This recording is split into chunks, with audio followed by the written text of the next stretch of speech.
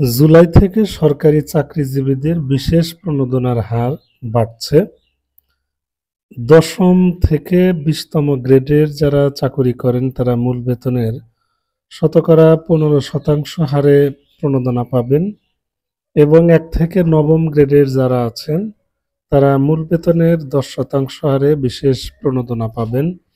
১ম গ্রেড থেকে ৯ম গ্রেডভুক্ত কর্মকর্তারা পূর্বের তুলনায় অতিরিক্ত ৫% এবং ১০ম গ্রেড থেকে ২০তম গ্রেডভুক্ত কর্মকর্তা-কর্মচারীরা অতিরিক্ত ১০% হারে বিশেষ সুবিধা প্রণোদনা পাবেন।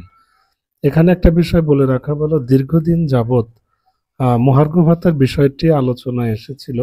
সকলের একটা প্রত্যাশা ছিল হয়তো মহার্ঘ ভাতাই বাড়বে, কিন্তু আমরা ফেসবুক সহ বিভিন্ন পত্রপত্রিকা এবং ইলেকট্রনিক প্রিন্ট মিডিয়ায় দেখতে পাচ্ছি মহার্ঘ ভাতার পরিবর্তে বিশেষ প্রণোদনার হার বাড়ানো হচ্ছে। এখন আমরা অপেক্ষা করি সত্যিকার অর্থে এটা বাস্তবায়ন হয় কিনা। আপনার কি মতামত অবশ্যই বলবেন। আপনি কি বিশেষ প্রণোদনা চান নাকি মহার্ঘ ভাতা চান?